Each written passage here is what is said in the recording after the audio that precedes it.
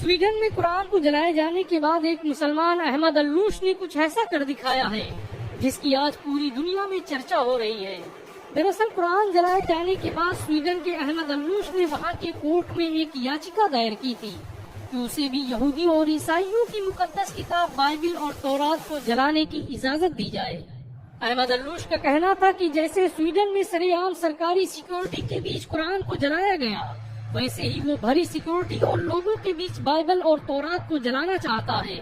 اس خبر کے آنے کے بعد اسرائیل سمیت دنیا کے تمام یہودی سنگٹھنوں نے بوال کر دیا تھا اور دھمکی دی تھی کہ اگر ہماری دھارمک پستکوں کو جلانے کی کوشش کی گئی تو ہم اسے برداشت نہیں کریں گے۔ اسرائیل کے راشٹرپتی نے تو یہاں تک کہہ دیا تھا کہ تورات ہماری سب سے مقدس کتاب ہے، اس کی حفاظت ہم پر فرض ہے اور ہم اس کی حفاظت کر کے رہیں گے۔ سویڈن کی عدالت نے احمد الوش کی یاچکا کے بعد اسے بائبل اور تورات کو جلانے کی اجازت دے دی تھی، کیونکہ سویڈن میں دھارمک پستکوں کو جلانا ابھیویکتی کی آزادی مانا جاتا ہے، جس کے بعد دنیا بھر کی نظریں سویڈن کے اس مسلمان پر تھی۔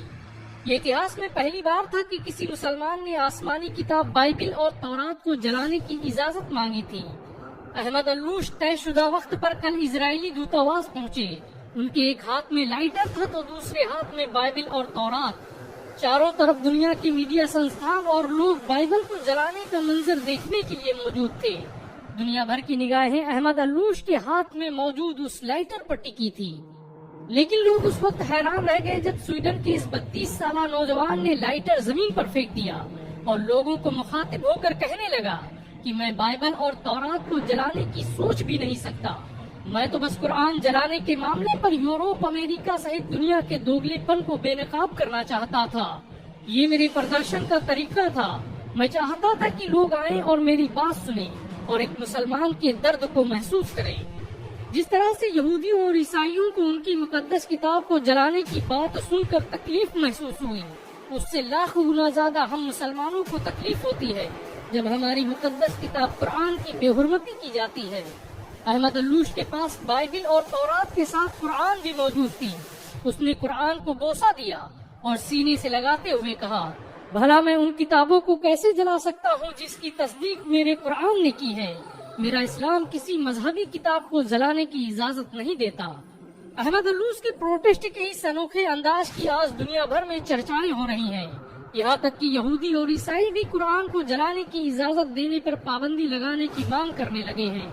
غور طلب ہو کہ بقرعید کے دن سویڈن میں سلمان مومکا نام کے ایک ناستک ویکتی نے اسٹاک ہوم سینٹرل مسجد کے ٹھیک سامنے قرآن کو جلانے کا گھنونا کام کیا، اور اس کام میں سویڈن سرکار نے نہ صرف اس کی مدد کی بلکہ جس وقت وہ قرآن جلا رہا تھا اس وقت اس کی سیکورٹی میں پولیس بھی موجود تھی۔ لیکن اس بار سویڈن میں قرآن کے جلائے جانے کے حادثے کے بعد پوری دنیا کے مسلمان ایکجٹ دکھائی دیے، جس کے بعد اب سویڈن کی سرکار دھارمک کتابوں کو جلانے کے خلاف قانون بنانے کی یوجنا بنا رہی ہے۔ دراصل یورپ اور پشچمی دیش اسلام کے پرچار پرسار سے بھیبھیت نظر آ رہے ہیں۔ امریکہ سے لے کر روس، جاپان، جرمنی، انڈونیشیا، سویڈن میں ہر سال لاکھوں لوگ قرآن سے پربھاوت ہو کر اسلام قبول کر لیتے ہیں، اور یہ بات مسلم ورودھیوں کو کھٹکنے لگی ہے۔ یہی وجہ ہے کہ وہ مسلمانوں کو نیچا دکھانے کے لیے قرآن اور پیغمبر محمد صلی اللہ علیہ وسلم کی توہین کرنے کی کوشش کرتے ہیں۔ لیکن اس بار جب بات بائبل اور تورات کی آئی تو یہودی اور عیسائی بھی انسانیت کی دہائی دینے لگے۔ احمد الوش کی غیرت نے آج دنیا بھر کے مسلمانوں کا سر فخر سے اونچا کر دیا ہے، لیکن ضروری ہے کہ سبھی مسلم دیش ایکجٹ ہو کر ایسے لوگوں کا مقابلہ کریں جو مسلمانوں کی مقدس کتاب قرآن اور ان کے پیارے نبی پیغمبر محمد صلی اللہ علیہ وسلم پر انگلیاں اٹھاتے ہیں۔